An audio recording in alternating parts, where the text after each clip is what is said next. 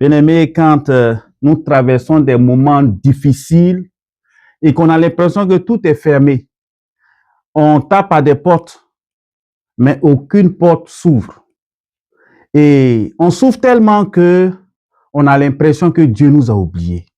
On prie, mais ça ne change pas. Les portes semblent fermées. Et quand dans ces moments difficiles-là, Dieu nous révèle que c'est pas encore notre saison, c'est pas encore le bon moment, c'est pas encore le temps, on est découragé, on est abattu parce qu'il y a longtemps qu'on attend. C'est dans ces moments-là que nous devons toujours être fidèles à Dieu, rester toujours à côté de lui parce que lui, il sait ce qui est bon pour nous. Quand nous finissons de comprendre pourquoi Dieu fait, nous arrêtons de nous battre contre le temps, contre notre saison. Et nous attendons le moment où Dieu va nous dire, c'est ta saison, lève-toi et brille. Ésaïe 60, les versets 1 et 2. Lève-toi, brille, car ta lumière arrive et la gloire de l'Éternel se lève sur toi. Voici les ténèbres couvrent la terre et l'obscurité les peuples. Mais sur toi, l'Éternel se lève. Sur toi, sa gloire apparaît. C'est de ce passage-là qu'est tiré le titre du message ce matin, qui est « C'est ta saison, lève-toi et brille ».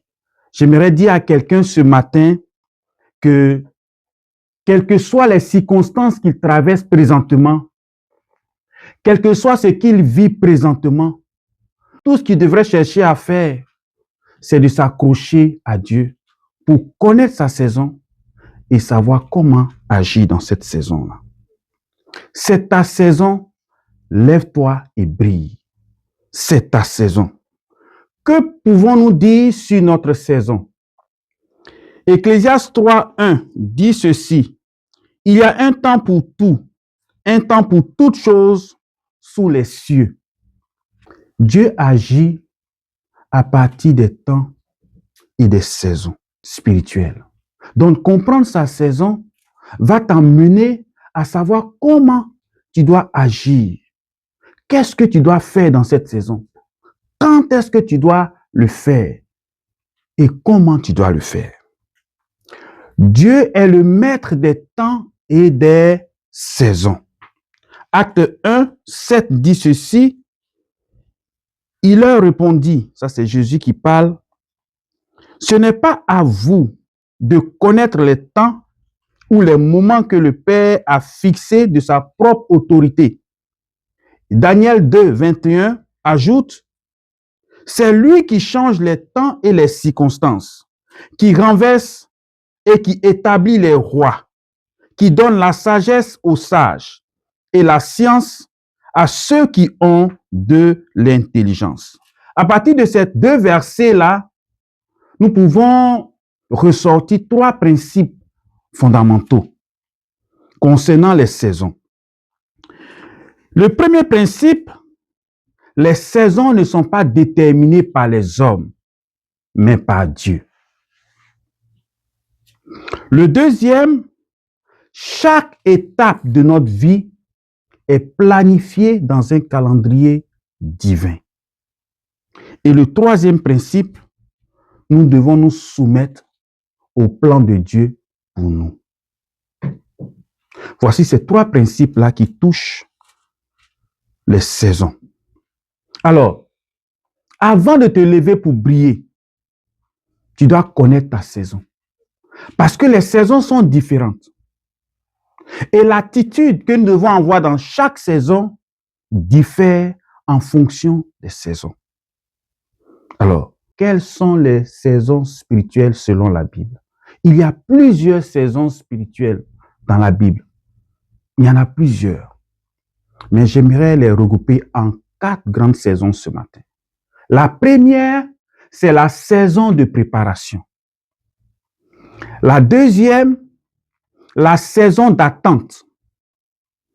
La troisième, la saison d'action. Et la quatrième, la saison de moisson ou encore la saison de manifestation. Et c'est ce que nous allons voir ensemble ce matin. Concernant la saison de préparation, nous prenons l'exemple de Joseph. Joseph, dans Genèse 37 à 41, on parle de Joseph. Jalousé par ses frères, ils ont essayé de le tuer. Ils l'ont jeté dans un puits. Et après, qu'est-ce qui s'est passé? Ils l'ont vendu en esclavage. Il s'est retrouvé serviteur dans la maison de Potiphar, accusé injustement de tentative de viol de sa maîtresse, de sa patronne. On l'a jeté en prison. Nous connaissons bien l'histoire, qu'il est sorti de là pour être gouverneur, premier ministre de l'Égypte. Mais de la période où ses frères ont essayé de le tuer jusqu'en prison, cela constitue sa saison de préparation. Et dans cette saison-là, on a l'impression que tout nous tombe dessus. On a l'impression que Dieu nous a oubliés. On a l'impression qu'on est seul. Il n'y a personne qui nous comprend. Les gens se moquent de nous. On est la risée de tous.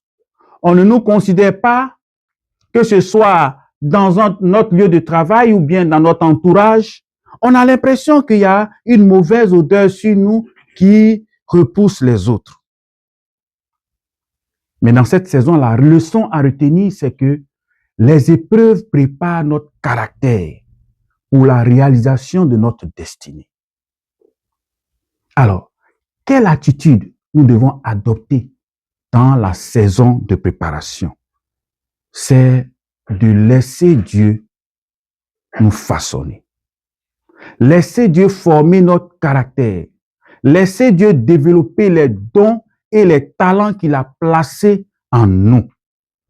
Alors, pour se lever, pour briller dans cette saison, nous devons nous lever par la résilience et la fidélité à Dieu dans notre saison. Concernant la deuxième saison, qui est la saison d'attente. Très souvent, quand on finit la saison de préparation, on pense qu'on envoie automatiquement les soldats qu'on a formés en guerre. Non. On passe par des moments d'attente. Et je peux dire que c'est l'une des saisons les plus difficiles. Quand tu penses que tu es prêt, et puis Dieu dit, attends un peu. Ça fait mal. Et cette saison-là fait appel à notre résilience. Parce qu'il faut savoir garder le silence dans ces moments-là. Et l'exemple que je prends pour expliquer cette saison, c'est l'exemple de David dans 1 Samuel 16. On sait que David a été oint pour devenir roi. Mais il a mis des années avant d'accéder au trône. Et dans ces années qu'il a passées là, ce n'était pas des années où il était vraiment libre de faire tout ce qu'il voulait. Saül cherchait à le tuer. Saül cherchait comment il allait mettre fin à sa vie. Pourquoi? À cause de la bouche des femmes. Les femmes ont rendu Saül jaloux. Il ne sait pas où elles ont trouvé ce chant-là, que Saül a tué ses 1000, mais David a tué ses 10 000. À cause de ça, Saül voulait tuer David. Donc, tout ce temps-là, David y fuyait. Il ne pouvait pas se défendre. Il est arrivé un moment où même il avait la possibilité de tuer Saül. Mais ce n'était pas le moment. Ce n'était pas à lui de le faire. Dieu a dit non. Il ne l'a pas fait. Bien aimé, la leçon à tirer dans cette saison-là, c'est que la patience nous donne la maturité spirituelle. Mais l'impatience peut nous amener à agir hors de notre saison. Même si nous pensons que les circonstances sont urgentes, même difficiles, Dieu nous demande de patienter. Quelle attitude nous devons adopter dans cette saison? C'est la patience. Donc, patienter dans la fidélité, ce n'est pas facile à faire. C'est difficile. Dieu, dans cette saison, nous demande de ne pas agir Agir dans la saison d'attente est une désobéissance. Si vous devez retenir quelque chose, c'est que agir dans la saison d'attente est une désobéissance. Donc, pour briller dans la saison d'attente, il faut se lever par la patience et la résilience. La troisième saison, c'est la saison d'action. Il y a des moments dans notre vie où nous sommes obligés d'agir. Il n'y a pas d'autre option que d'agir. Tu n'as pas une autre option. Il faut que tu agisses. Il y a des combats qui s'imposent à nous. Et quand ça arrive là, tu es obligé de faire. Tu dois pas fuir le combat. Tu dois faire le combat. Et l'exemple qu'on prend ici, c'est l'exemple de David et de Goliath. David s'est retrouvé sur le champ de bataille. Il ne partait pas pour combattre. Il partait voir si ses frères se portaient bien. Parce que son père l'avait commissionné ainsi. Il arrive, voici Goliath qui est en train de narguer le peuple d'Israël pendant des jours. Mais quand on regarde le peuple d'Israël, l'un des plus grands en taille, c'est Saül. David n'est pas grand en taille. Et pendant des jours, Goliath est en train de narguer le peuple. Et à ce niveau-là, le besoin du peuple d'Israël, ce n'était pas un prophète. Ce n'était pas un juge. Ce n'était pas un roi. C'était quelqu'un qui allait combattre Goliath. C'est tout. Et c'est ce que David a fait. Il a combattu Goliath et on sait qu'il a gagné le combat. Donc, quand le combat s'impose à toi, il ne faut pas fuir. Il faut le faire. Quand tu te trouves dans la saison d'action. Dans cette saison-là, les opportunités sont limitées dans le temps. Donc, tu n'as pas le temps d'attendre. Tu n'as pas le temps d'attendre. Tu dois vite agir. C'est pas ce moment-là que tu vas chercher à aller réfléchir. Dieu te demande de l'action. Donc, il faut agir. Dans cette saison, attendre devient une désobéissance. Comme je l'ai dit dans la saison d'attente, agir est une désobéissance. Dans la saison d'action, attendre est une désobéissance. Parce que Dieu t'appelle à agir. Et tu dois agir sans hésiter. Donc, pour briller dans cette saison, tu dois te lever pour agir sans hésiter. Quand le combat s'impose à toi, tu es obligé d'agir dans la saison d'action. La quatrième saison, c'est la saison de moisson ou encore appelée saison de manifestation.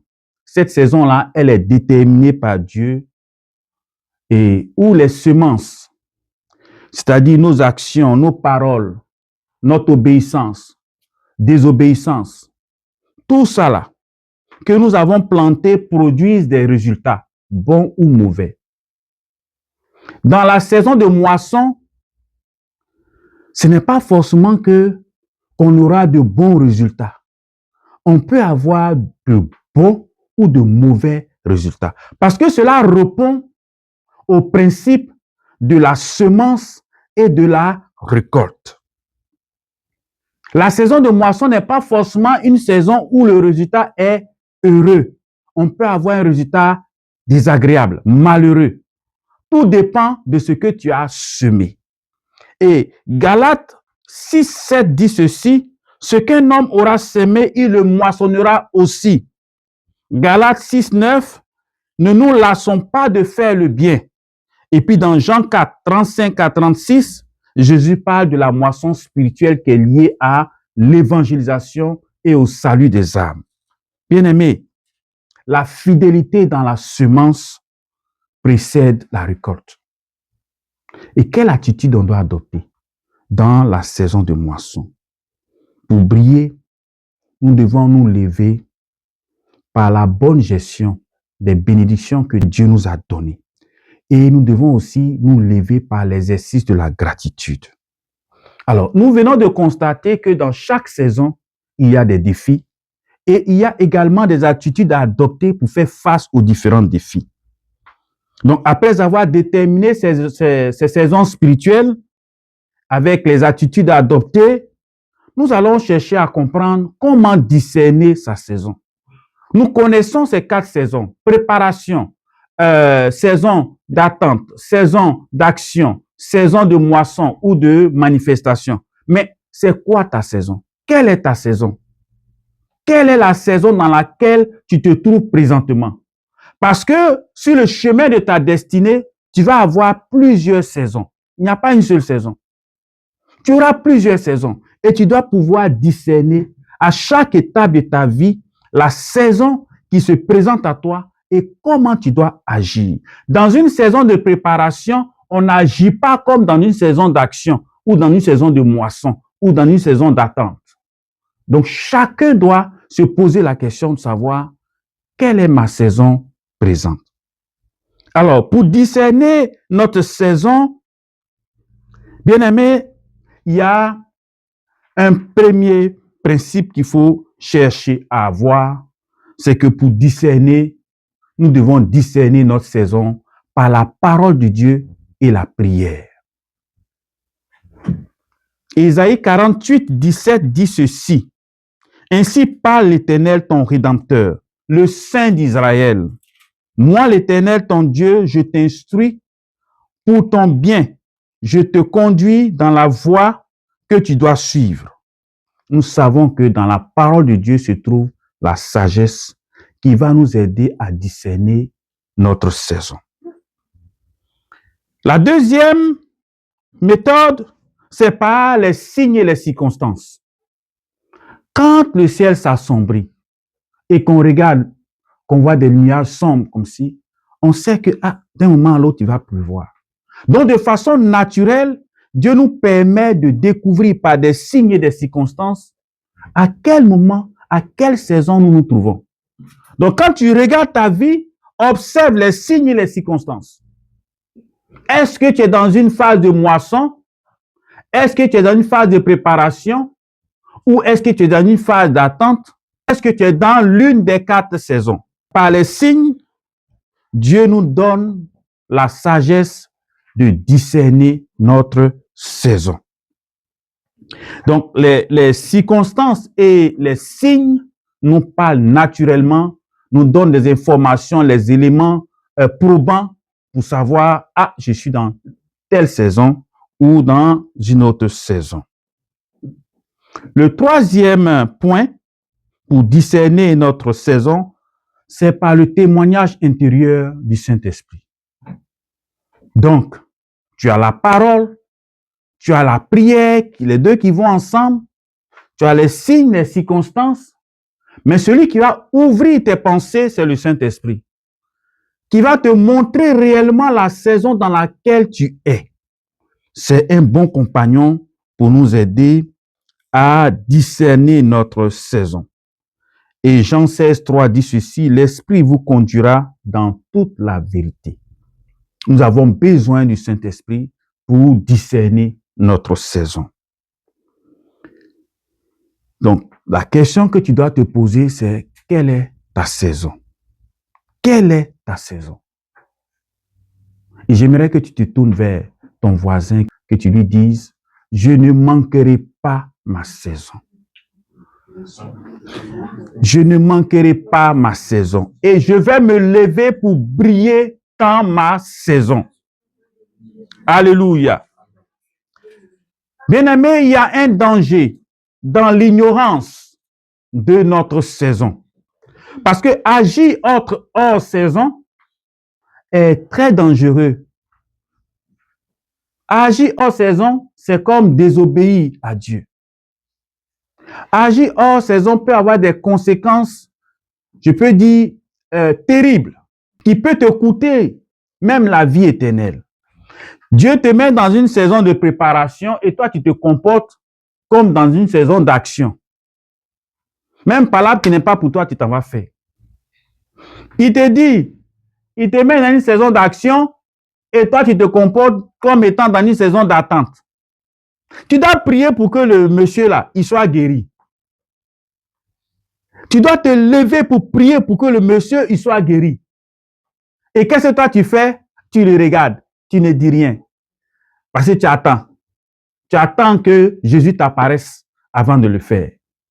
Quand c'est comme ça, Dieu et toi, vous ne vous entendez pas.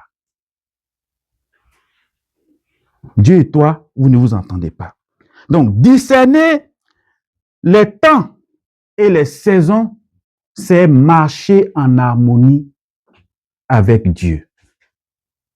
C'est collaborer avec Dieu. C'est agir avec Dieu. Comme des compagnons. Vous vous comprenez et là où il te place, tu fais ce que tu as à faire. Quelle est ta saison actuellement? Chacun de nous se trouve dans une saison présentement. Mais ne compare pas ta saison à celle des autres. Parce que Dieu a établi un plan divin pour chacun de nous que nous devons respecter. Mais ce que tu dois faire présentement, c'est de t'exercer à rechercher la sagesse de Dieu pour savoir quoi faire, quand le faire et comment le faire. C'est ces questions-là que tu dois te poser à chaque instant de ta vie. Quand tu te trouves devant une situation difficile, une situation importante, tu dois te dire quoi faire, quand le faire et comment le faire. Maintenant que nous connaissons nos saisons, nous devons nous lever pour briller. Alors, revenons à Isaïe 60, 1 à 2. Lève-toi, brille, car ta saison arrive, et la gloire de l'Éternel se lève sur toi. Voici les ténèbres couvrent la terre, et l'obscurité les peuples, mais sur toi l'Éternel se lève, sur toi sa gloire apparaît. Trop souvent, nous sommes restés assis dans la passivité, à ne rien faire. Mais la parole de Dieu nous demande de nous lever. Nous lever pour briller. Nous lever pour sortir des ténèbres. Nous lever pour recevoir la lumière qui vient à nous. Nous devons nous lever pour agir. Levons-nous car Dieu nous appelle à le faire. Et le temps, il est favorable. C'est le bon moment pour agir dans la saison dans laquelle Dieu t'a placé. Nous devons nous lever pour briller dans notre saison. J'aimerais prendre un exemple dans le Nouveau Testament qui parle de l'audace de Pierre. Et nous allons aller dans le livre de Matthieu, le chapitre 14, les versets 25 à 33. Et là, je vais demander à quelqu'un de lire, s'il vous plaît. À la 4e veille de la nuit, Jésus alla vers eux, marchant sur la mer. Quand les disciples le virent marcher sur la mer, ils furent troublés et dirent, c'est un fantôme. Et dans leur frayeur, ils poussaient des cris. Jésus leur dit aussitôt, rassurez-vous, c'est moi, n'ayez pas peur. Pierre lui répondit, Seigneur, si c'est toi, ordonne que j'aille vers toi sur les eaux. Et il dit, viens. Pierre sortit de la barque et marcha sur les eaux pour aller vers Jésus. Mais voyant que le vent était fort, il eut peur. Et comme il commençait à enfoncer, il s'écria, Seigneur, sauve-moi. Aussitôt Jésus étendit la main, le saisit et lui dit, Homme de peu de foi, pourquoi as-tu douté? Et ils montèrent dans la barque et le vent cessa. Amen. Bien-aimé, quand on lit très souvent ce passage, on s'attarde à où Pierre a commencé à couler. Très souvent. Mais il y a deux personnes au monde qui ont marché sur les eaux. Après ces deux-là, moi, je n'ai pas vu dans la Bible quelqu'un qui a fait ça. Ça a duré 2 secondes, 3 secondes. Il a marché. Ces deux personnes-là, c'est Jésus et puis c'est Pierre. Pierre est un personnage fascinant, impulsif, mais rempli de foi. Il est rempli de foi. Il a marché sur les eaux comme Jésus. Quelle audace! Comme Jésus. Quand on lit ce passage, Ah, il est tombé, et oh, Pierre n'avait pas de foi. Sa petite foi là lui a permis de marcher sur les eaux. Ta foi t'a permis de faire quoi, toi? Il a marché sur les eaux, on dit marchait vers Jésus. Ça a pris combien de minutes, combien de secondes, je ne sais pas. Mais parmi nous là, qui peut faire un pas sur l'eau par la foi? Seigneur, le jour où tu vas m'aider à faire ça, vivre cette sensation-là, vraiment, je serai content. Moi, je ne sais pas bien nager. Donc, si je pouvais marcher sur l'eau là, je ne vais jamais me noyer. Marcher sur les ailes. Waouh, bon, ça, c'est encore, ça, c'est un autre niveau, un autre level. Alors, dans ce passage, nous pouvons dégager 3 grandes leçons. La première leçon, Pierre a osé demander l'impossible. Pierre a discerné sa saison où il pouvait marcher sur les eaux comme Jésus. Il ne s'est pas contenté de rester dans la barque, assis comme les autres disciples, à effrayer. Il a posé une question à Jésus, une question, je peux dire, dont la réponse est humainement impossible. Et sa petite foi, c'est ça qui lui a permis de se lever de la barque, de descendre sur les eaux et de marcher sur les eaux, d'avancer vers Jésus. Vous voyez, Pierre, il a surmonté sa peur. Donc, il y a des moments dans notre vie où tu seras la seule personne à voir la manifestation, à anticiper la manifestation de la gloire de Dieu. Donc, la foi commence par un désir audacieux. Bien-aimé, si tu limites ta foi aux choses ordinaires, tu vas recevoir ce qui est ordinaire. Mais si ta foi te conduit au-delà de ce qui est ordinaire, tu vas recevoir l'extraordinaire. Quand dans la Bible, on dit qu'il te soit fait selon ta foi, et c'est dans ta main. C'est quoi la limite de ta foi? C'est quoi la limite de ta foi? Est-ce que ce sont les choses ordinaires? Si ce sont les choses ordinaires, tu vas recevoir toujours des choses ordinaires. Mais si ce sont des choses extraordinaires, tu vas recevoir des choses extraordinaires. Ne limitons pas Dieu à notre logique ou à notre compréhension. Ne nous limitons pas à cela, mais nous devons demander à Dieu par la foi selon la puissance de Dieu, selon ce que Dieu peut faire pour nous. Et demandons à Dieu ce qui dépasse notre entendement. Demandons à Dieu ce qu'on ne peut pas faire. Demandons à Dieu ce qui est impossible pour nous. Ne demandons pas à Dieu ce qui est possible pour nous. Demandons-lui ce qui est impossible pour nous. La deuxième leçon, c'est que Pierre a fait un pas de foi. Vous voyez, on se retrouve ici dans la saison d'action. Qu'est-ce qui s'est passé? Il est le seul qui s'est levé de la barque. La Bible dit que la foi sans les œuvres est morte. La foi, ce n'est pas seulement croire, c'est aussi agir. Il y a des moments où nous devons agir. Il y a des moments où nous devons nous lever des situations difficiles, affronter nos peurs, surmonter nos peurs et avancer.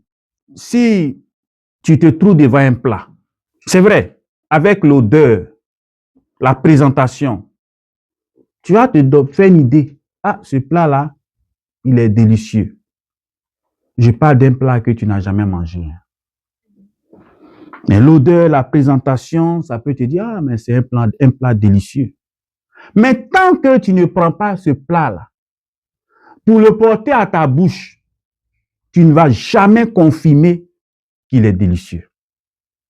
C'est quand tu le fais que tu découvres, ah, ce plat, tu peux confirmer que ce plat-là, il est vraiment délicieux.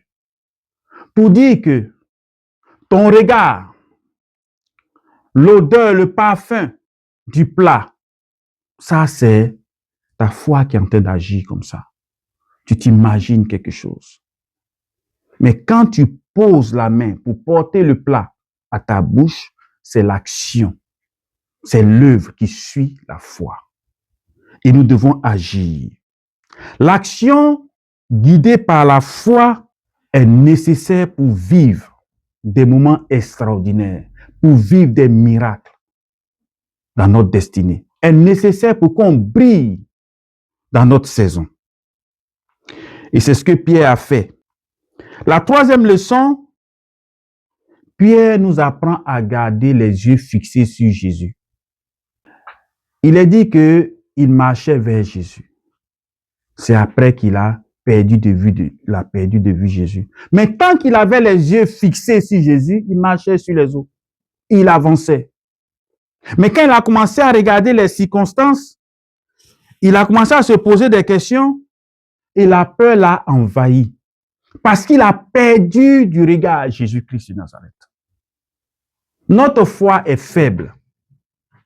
Mais quand elle est centrée sur Jésus, elle devient puissante. Donc Pierre nous enseigne que nous devons toujours avoir nos regards fixés sur Jésus. Fixés sur Jésus. Et même quand on perd de regard Jésus, lui, il ne nous perd pas de regard. Il a toujours ses yeux sur nous. Et nous avons vu le cas de Pierre. Pierre a commencé à couler. Mais Jésus le regardait toujours. Même quand Pierre a commencé à regarder les circonstances, Jésus le regardait toujours. On dit aussitôt, Jésus a étendu sa main. Jésus l'a saisi pour le sortir de là. Et quand il va arriver des moments de faiblesse que tu vas perdre de regard, Jésus-Christ, lui, va venir te secourir. Il va venir t'aider parce que lui, il est fidèle. Même dans notre infidélité, lui, il demeure toujours fidèle. Et il a saisi la main de Pierre, ils sont montés dans la barque. On dit quand ils sont montés dans la barque, la Bible dit que le vent a cessé. Vous voyez comment Jésus, il est maître. Il est maître hors de la barque, sur les eaux, et il est également maître dans la barque. Il n'y a pas un endroit où il n'est pas maître. Quand il est présent dans la barque, la situation change. Il les avait envoyés bien avant d'aller traverser la mer. Donc, depuis, ils étaient sur l'eau là. Ils n'avançaient pas bien. Parce que la mer était agitée. Et Jésus, là, lui, là, il a prié. Il est resté sur les pieds. Il a commencé à marcher sur l'eau quand il les a rattrapés. Pourtant, eux, ils devaient traverser depuis. Il les a rattrapés. Vous comprenez? Quand Jésus est avec toi, c'est différent. Donc, Jésus doit être dans notre barque. Et Jésus doit être également dans notre saison pour que nous puissions briller. Donc, fixons toujours nos regards sur Jésus, quelles que soient les situations que nous traversons. Se lever et sortir de sa barque, c'est faire entièrement confiance à Jésus. Tant que tu as tes yeux fixés sur Jésus, tu vas briller toujours dans ta saison. Mais si nous hésitons ou regardons les problèmes, nous allons sombrer. Mais si cela arrive, rappelons-nous que Pierre a crié à Jésus et Jésus l'a secouru. Les circonstances deviennent une apparence négligeable tant que nous avons nos yeux fixés sur Jésus-Christ de Nazareth. Quand tu as tes yeux fixés sur lui, tout ce qui t'entoure, qui devrait te décourager, devient négligeable. Ce n'est plus important. Ce qui est important, c'est ta relation, ta communication avec lui. Alors, quels sont les obstacles qui nous empêchent de nous lever pour briller dans notre saison, pour agir dans notre saison? Le premier obstacle, c'est la peur et le doute. Nous pouvons voir dans Josué 1:9. Le deuxième obstacle, c'est la paresse spirituelle. Donc, premier, on a parlé de peur, on a parlé de doute. Deuxième, c'est la paresse spirituelle. Et troisième, c'est la distraction du monde. Le diable, il fera tout pour nous distraire, pour qu'on soit préoccupé à faire autre chose que de fixer Jésus. Autre chose que de faire la volonté de Dieu. Pour occuper notre temps à faire des choses inutiles, pour ne pas qu'on soit concentré sur Dieu. Nous devons faire très attention à cela. Alors, comment se lever pour briller dans sa saison? D'abord, il faut retenir que c'est le Saint-Esprit qui nous aide à briller dans notre saison. C'est lui qui nous enseigne toutes choses. C'est lui qui est au début et qui est à la fin de chaque saison. Parce que lui connaît le plan divin que Dieu a planifié pour toi. Lui, il le connaît de A à Z. Donc, si tu restes à l'écoute du Saint-Esprit, tu vas poser les pas là où tu dois les poser. Et tu vas les poser au bon moment. Et Dieu, lui, il va te guider. Il va t'orienter. En ce moment-là, tu vas briller parce que sa gloire se lève sur toi. Alors, le Saint-Esprit, il nous aide d'abord par le discernement de notre saison. On a déjà énuméré les différentes saisons. C'est lui qui va nous dire, tu es dans telle saison, préparation, attente, action ou de moisson. Après cela, nous discernons notre saison par la foi. Et Hébreux 11, 6 dit ceci, sans la foi, il est impossible de plaire à Dieu. Nous devons être des enfants qui marchent par la foi, qui se lèvent par la foi, qui agissent par la foi. La foi doit être notre nourriture, notre repas préféré. Et je peux dire un repas quotidien qu'on mange à chaque heure pour glorifier le nom de Dieu. La foi, c'est comme notre respiration. Comme notre respiration. Vous voyez, c'est ça la foi. Si je peux imaginer un peu, la foi, c'est notre respiration. Et l'amour, c'est notre cœur qui bat et qui fait qu'on respire. Chaque jour, on a besoin de respirer. Sinon, nous allons mourir. Donc, si on peut imaginer un peu, c'est ça. Donc, levons-nous par la foi sans regarder nos limites. Sans regarder nos limites. Mais nous devons considérer la puissance de Dieu dans notre vie. Troisième, levons-nous par l'action concrète. Jacques 2, 17 dit, la foi sans les œuvres est morte. J'en avais déjà parlé. Et engageons-nous dans notre appel, dans l'évangélisation, le service, la compassion, l'amour du prochain. Ne craignons pas de tomber. Dieu va nous relever à chaque fois qu'on se trompe, qu'on est en difficulté, il va nous relever. Alors, en conclusion, c'est ta saison. C'est ton heure. C'est l'heure de se lever pour briller. Dieu a déjà déclaré que si tu te lèves, tu vas briller. Parce que ta lumière arrive. Parce que sa gloire s'est levée sur toi. Saisis cette opportunité-là pour glorifier le nom de Dieu. Ne restons pas assis. Ne soyons pas paralysés par la peur, comme les disciples l'ont fait, les autres disciples l'ont fait, mais levons-nous comme Pierre. Levons-nous. Levons-nous pour briller. Lève-toi dans la foi. Lève-toi dans l'obéissance. Lève-toi pour agir. Lève-toi pour dire, oui Seigneur, tu m'appelles, je viens et je fais ce que tu me demandes de faire. Lève-toi dans la prière. Lève-toi dans la méditation. Lève-toi pour impacter les autres. Parce que la lumière que Dieu a placée en toi n'est pas pour toi seul. C'est aussi pour les autres. Lève-toi pour ta famille. Lève-toi pour tes amis. Lève-toi pour tes parents. Lève-toi pour tes frères, pour tes sœurs. Lève-toi pour ta ville. Lève-toi pour ton pays. Lève-toi pour briller. Et que les gens voient la gloire de Dieu sur toi. Et qu'ils comprennent qu'ils ont besoin également de Dieu. Que Dieu nous bénisse.